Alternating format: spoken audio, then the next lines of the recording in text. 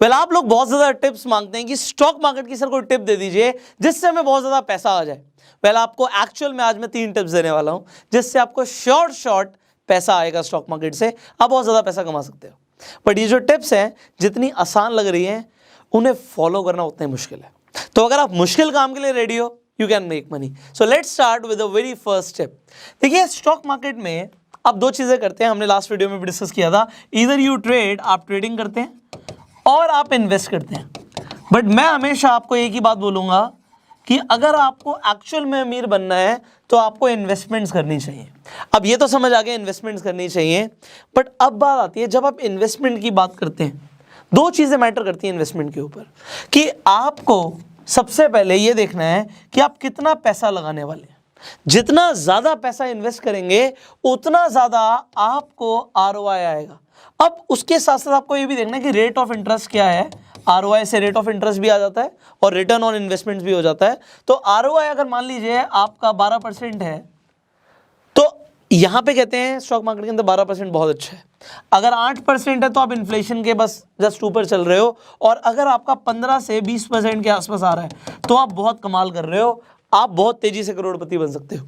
अब ये जो खेल है कि आप कितना पैसा इन्वेस्ट करते हो और कितना ज़्यादा रेट ऑफ इंटरेस्ट मिलता है, इसके साथ साथ एक और चीज़ आ जाती है कि आप कितने टाइम के लिए इन्वेस्ट करते हो। तो अब जो मेरी नंबर 1 टिप है, आप ये समझिए, अगर आपको बहुत तेजी से आगे बढ़ना, अपने पोर्टफोलियो को बहुत तेजी से आगे लेके जाना है, तो इन 3 चीज़ों के ऊपर हमें काम करना है। पहली चीज़, हम कितने टाइम के लिए इन्वेस्टेड रहते हैं। जितना ज़्यादा टाइम के लिए आप इन्वेस्टेड रहोगे उतना ज़्यादा आपका फायदा होगा। दूसरी चीज़, आप कितना ज़्यादा पैसा इन्वेस्ट करते हो। और तीसरी चीज़ आ जाती है कि आपको रिटर्न ऑन इन्वेस्टमेंट कैसे मिलता है। अब लोग हमेशा किस तरफ भागते हैं? आरओआई बढ़ाने के चक्कर में, कि हमें रिटर्न ऑन इन्वेस्टमेंट बहुत ज़्यादा मिल जाए, हमें 30% रिटर्न ऑन इन्वेस्टमेंट मिल जाए। ओहो। और अगर आपको समझना है कि ये रिटर्न ऑन इन्वेस्टमेंट्स कैसे काम करता है, मैं आई बटन पे वीडियो दे दूंगा, इसे आप देख लीजिएगा, आपको समझ आएगा कि 1% के रिटर्न ऑन इन्वेस्टमेंट से आपका जो ओवरऑल पैसा है वो किस तरीके से मल्टीप्लाई करता है। तो 1% का रेट ऑफ इंटरेस्ट बहुत मैटर करता है। बट लोग यहां पर देखते हैं, इसीलिए वो क्या करते हैं, जो रिस्की स्टॉक्स होते हैं, जो पेनी स्टॉक्स होते हैं, जो स्मॉल कैप कंपनीज होती हैं, उनमें पैसा लगाते हैं और वो सोचते हैं हमें बहुत तेजी से मुनाफा होगा, हमारा पैसा बहुत तेजी से डबल हो जाएगा, और यहीं पे आके वो अपने पैसे को गंवा देते हैं। दूसरी चीज, लोग इस तरफ ध्यान नहीं देते कि अगर वो सेफ जगह पे पैसा लगाएं और अपने पैसे को ही बढ़ाते रहें, वो ज्यादा सेविंग्स करें, तो वो ज्यादा अमीर बन सकते हैं और ज्यादा टाइम के लिए। तो इंस्टेड ऑफ लुकिंग एट कि हमें रेट ऑफ इंटरेस्ट क्या मिलेगा, हमें कितना ज्यादा ग्रोथ मिलने वाली है, उससे ज्यादा ये देखें कि आप कितना पैसा लगाने वाले हो, कितने टाइम के लिए इन्वेस्टेड रहने वाले हो। So this is very crucial factor. But अब होता क्या है, जब भी हम कुछ कमाते हैं हम उसमें से सेव जरूर करते हैं। हम इंडियंस में सेविंग की आदत बहुत अच्छी है। तो अगर कोई इंसान मान लीजिए 30,000 रुपये कमाता है और उसके खर्चे 20,000 रुपये हैं, तो वो 10,000 रुपये को सेव कर लेता है।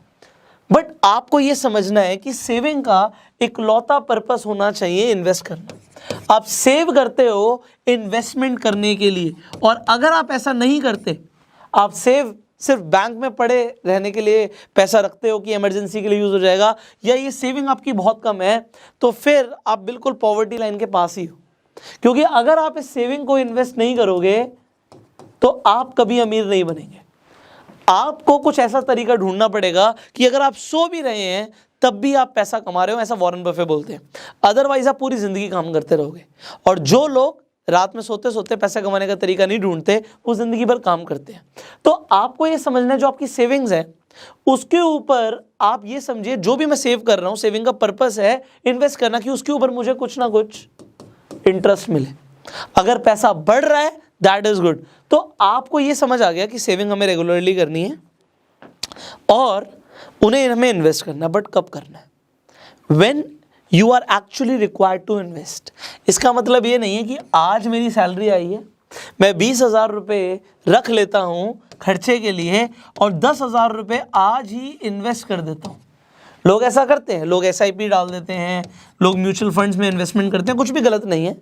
But what is better, what is better जो आपको ज़्यादा अच्छे रिटर्न्स दे सकता है? Let me tell you. देखिए, अगर आप ऐसा देखते हैं कि कुछ स्टॉक्स बहुत अच्छे हैं, आप अपनी ना एक लिस्ट बनाइए स्टॉक्स की जिन्हें आप पसंद करते हैं। मैंने लास्ट वीडियो में बताया था कि आपको हमेशा स्टॉक्स की जगह बिजनेस में इन्वेस्ट करना चाहिए। बिजनेस देखो कौन सी कंपनी अच्छा बिजनेस कर रही है, अपने घर में प्रोडक्ट्स देखते हो आप, जो प्रोडक्ट्स आपको अच्छे लगते हैं आप बिजनेस चूज कर लो। मान लेते हैं आप पिडलाइट को देखते हो। अब पिडलाइट वो कंपनी है जो फेविकॉल बनाती है, फेविक्विक बनाती है, आपको जो बहुत सारे प्रोडक्ट्स हैं जो आपके फेविकॉल के आते हैं, फर्नीचर्स में यूज़ होते हैं, पिडलाइट के सब आपने यूज़ किया होगा, एमसीएल यूज़ करी होगी। तो पिडलाइट बहुत बड़ी कंपनी, आप पिडलाइट को चूज़ करके रखते हो। इसी तरीके से आप आईटीसी को चूज़ कर लेते हो, आप ब्रिटानिया को चूज़ कर लेते हो, आप नेस्ले को चूज़ कर लेते हो, आप एमआरएफ को चूज़ कर लेते हो। आपके कुछ बड़े बड़े अच्छे शेयर्स आपकी लिस्ट में। मतलब ये नहीं है जब पैसा आए तब डाल दो, बहुत सारे लोग ये बोलते हैं जब पैसा आए तब डाल दो। That is actually not a right advice. अब वो क्या करना चाहिए, आपको इन स्टॉक्स पे एक्चुअल में अलर्ट लगा के रखना चाहिए उस प्राइस का जिस प्राइस पे आप खरीदने के लिए रेडी हो। इसका मतलब है कि मैं ये नहीं कह रहा कि आप अभी के अभी लिमिट ऑर्डर लगा दो, वो हम बाद में बात करेंगे कि कैसे लगाते हैं, उसका फायदा क्या है। मैं अभी एक अलर्ट लगाने के लिए कह रहा हूँ। यू कैन एक्चुअली सी, देखो ये कंपनीज बहुत बड़ी कंपनीज हैं, ये ग्रो कर रही हैं और करेंगी, ये तो चलो प्रूवन है। बाकी आप इनकी एनालिसिस कैसे कर सकते हैं हम आगे बात करेंगे, और भी कंपनीज के बारे में कैसे जान सकते हैं कि इन्वेस्ट करना चाहिए नहीं करना चाहिए। बट मैं अभी आपको जो पॉइंट बोल रहा हूँ वो ये है कि आप लिस्ट बना लो। ऐसा नहीं है जब पैसा आया तब डाल दिया। और देखो कि जो इनका जो ग्राफ है, जो प्राइस है, वो कब नीचे जा रहा है, क्योंकि मार्केट का रूल है, market will always bounce back.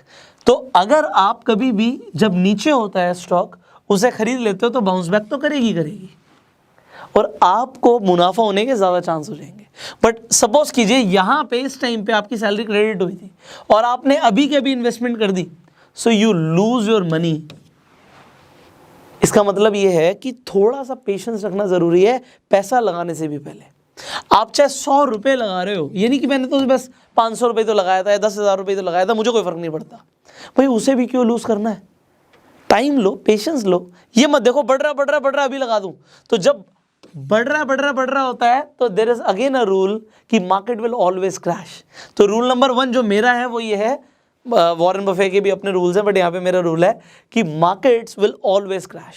हमेशा क्रैश तो आएगा ही आएगा। और मेरा दूसरा रूल है market will always bounce back. तो ये अब नीचे जा रहा है तब आपके पास पैसा होना चाहिए। तो जो पैसा आप सेव कर रहे हो, मैंने बोला सेविंग का इकलौता पर्पस है कि हम उसे इन्वेस्ट करें। और इन्वेस्ट भी कैसे?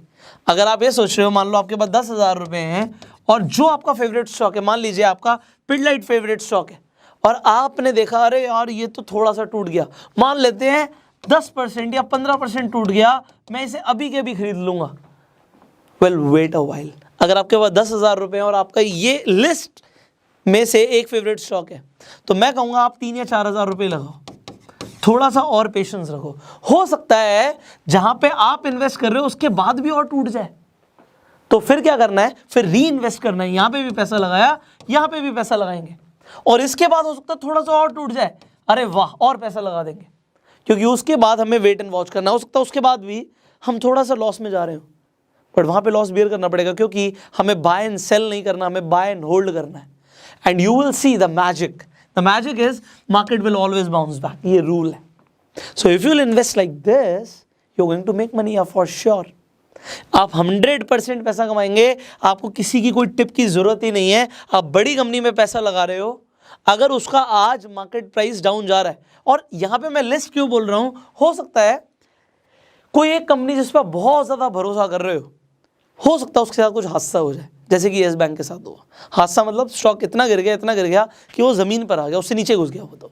बट बात यह है कि उसके बाद भी क्या बाइंग अपॉर्चुनिटी बनती है, उसके लिए आपको बहुत सारे एनालिसिस करने पड़ेंगे। बट द थिंग इज जो बड़ी कंपनीज है उनके साथ जनरली ऐसा नहीं होता, हो भी सकता है, बट इसीलिए मैंने लिस्ट बोला कि ना सिर्फ एक, आपके पोर्टफोलियो में कम से कम 3-4 बड़ी कंपनीज होनी चाहिए कि आपको वो एक स्टेबिलिटी भी दें, आपको हार्ट अटैक ना हो जैसे बहुत सारे लोगों को हो जाता है।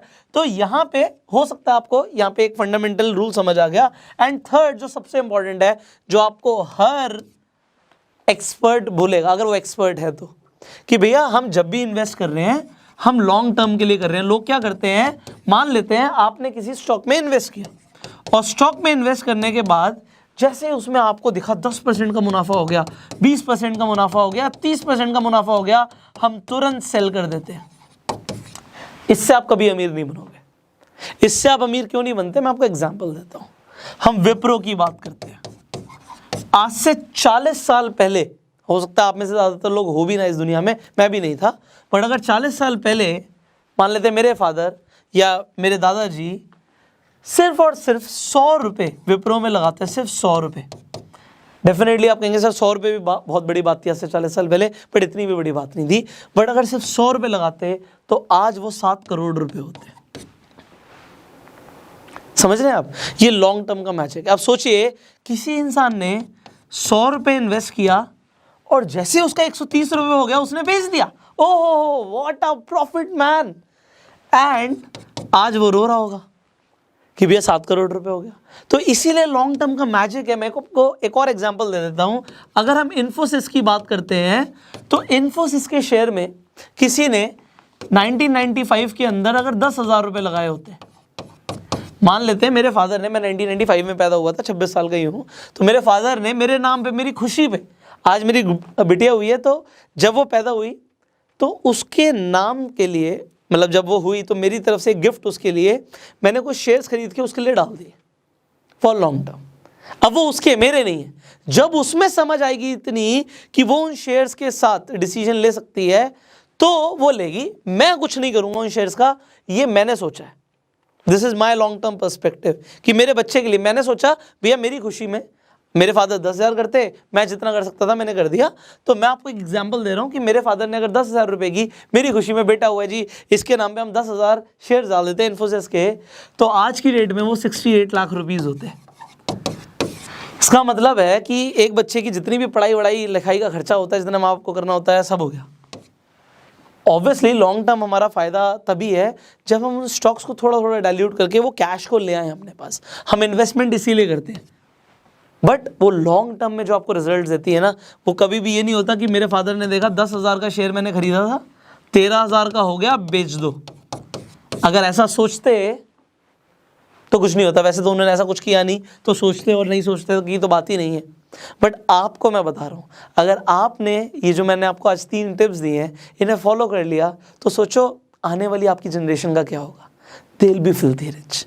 एक आदमी को सिर्फ अपनी ज़िंदगी में मेहनत करके, दिमाग लगा के, एजुकेशन लेके अपना फाइनेंशियल लाइफ को चेंज करना होता है, और उसके बाद अगर उसको बच्चों को भी वो एजुकेशन मिल जाती है तो आने वाली जो पुश्ते हैं ना वो सब अमीर पैदा होती है, तो वो पैदा ही अमीर होती है। मेरी बेटी पैदा ही करोड़पति हुई है, उसका रीज़न है क्योंकि उसके बाप ने मेहनत कर ली। तो एक इंसान को तो करना पड़ेगा। Will that be you in your family? So बहुत सारे ऐसे लोग हैं जो आज एक मिडिल क्लास फैमिली से वीडियो देख रहे हैं। मेरा सवाल आपसे, will you be the first millionaire in your family? If yes, नीचे कमेंट कीजिएगा। वीडियो अच्छी लगी जल्दी से लाइक कर दीजिए, शेयर कर दीजिए, फैला दो यार आग की तरह।